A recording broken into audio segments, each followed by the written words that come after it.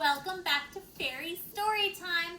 I'm Flyleaf the Book Fairy, and today we have a very small picture book to read. This is Flutterby by Stephen Cosgrove. Have you ever seen a flutterby? You don't know what a flutterby is? Well, I think we should figure that out.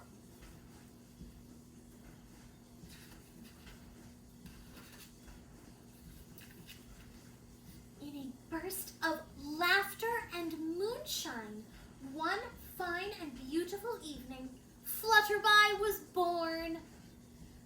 As her silver blue cocoon shimmered in the starlight, she unfurled her wings and whinnied at the crystal night.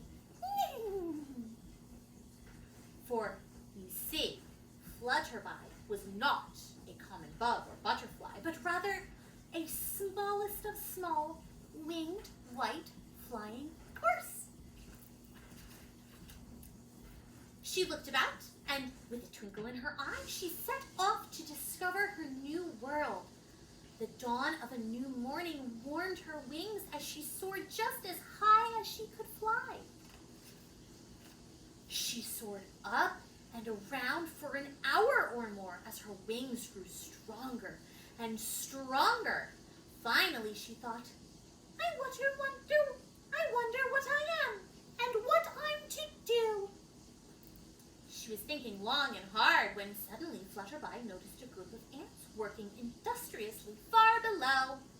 That's what I must be, she exclaimed, and with that she glided softly to the ground to join her own kind.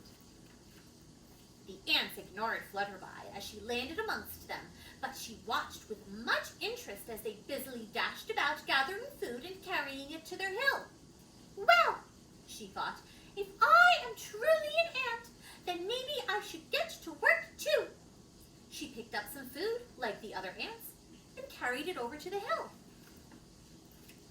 She started to back down the ladder at the entrance to the anthill when she realized that she didn't fit through the opening. In fact, she got stuck halfway in and halfway out. She began to whinny in absolute fear, but the patient ants, with some of them pushing from the inside and the others pulling from the outside, yanked her from the anthill. Sobbingly, Flutterby said, if I'm an ant, then why don't I fit in our home? Silly creature, scolded one of the ants. You're not one of us. But what am I then? She asked. We don't know, they said. Maybe you're a honeybee. And with that, they all went back to work, chuckling and shaking their heads.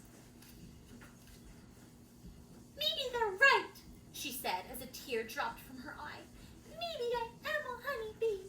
So Flutterby flew just as high as she could fly, and suddenly below she saw a drove of honeybees collecting nectar from a patch of clover.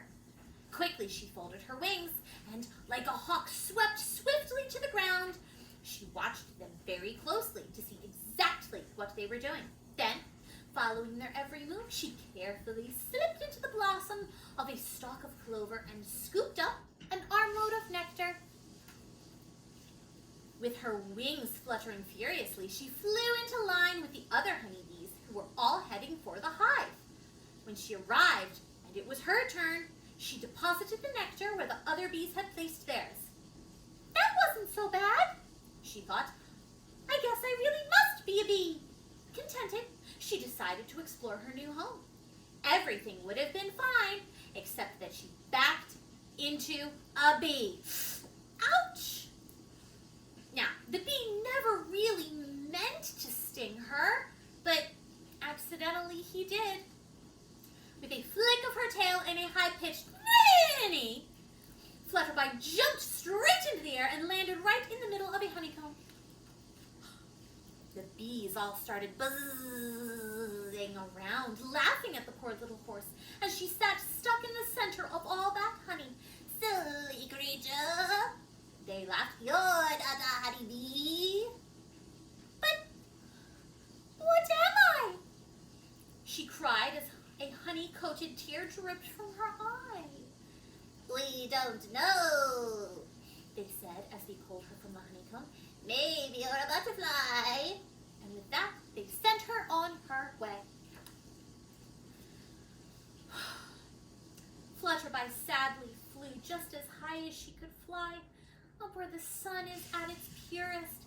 And as she looked around for some butterflies, the honey melted from her hooves and dropped like a golden rain. From her high vantage point, she sighted below hundreds of beautiful butterflies softly circling an old elm tree. Hoping that these surely must be her people, she swooped down with a kick and a giggle to join her own kind. She landed on the edge of a branch and watched her fellow butterflies floating gently on the breeze. Ah, she thought, I must surely be a butterfly. So she spread her wings, stepped from the branch, and tried to float on a whisper of the wind. She floated for just a moment, but then began to fall. She flapped her wings furiously to gain some altitude and tried to float again, but this time she fell down into the branches and onto a big, flat leaf. She just sat there and cried and cried.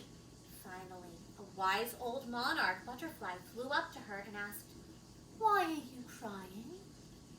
I don't know what I am, sobbed Flutterby.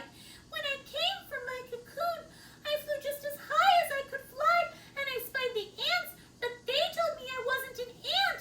So I flew just as high as I could fly, and I spied the bees, but they laughed at me and told me I wasn't a bee. Then, just now, I flew just as high as I could fly, and I spied the butterflies. I tried to float like a butterfly, but I couldn't, so I can't be a butterfly. I just don't know what I am. The old butterfly thought for a moment, and then told Flutterby to look down through the leaves and to tell him what she saw. Very carefully, she leaned over the leaf and looked below. I see a pool of water, she said. Now, said the butterfly, look closer and tell me what you see. I see a tiny horse with wings upon its back, said Flutterby. Then she became very excited. Why, that's me I see. After looking at herself for a moment, she asked, But what am I? You are you, just as I am me, said the wise old butterfly. Nothing more, nothing less. But what does a me do? She asked. Let's see, thought the butterfly. You have very strong wings and can fly higher than high. You can whinny as loud as the wind, and you can see for miles. I know what you should do. You should be the guardian sentry of fall for all the creatures of the forest. What you must do is fly as high as you can fly and watch for the approach of the winds of frost. When you see them, you must warn us. For all of the butterflies, the ants, and all of the bees must hide from the winter, and the frost is the first warning. Flutterby was so happy that she had found herself in something that she loved to do, flying just as high as she could fly. The end. Thank you all for joining me for another fairy story time today and finding out all about what a flutterby is. I hope you have a fluttery afternoon and a lovely day.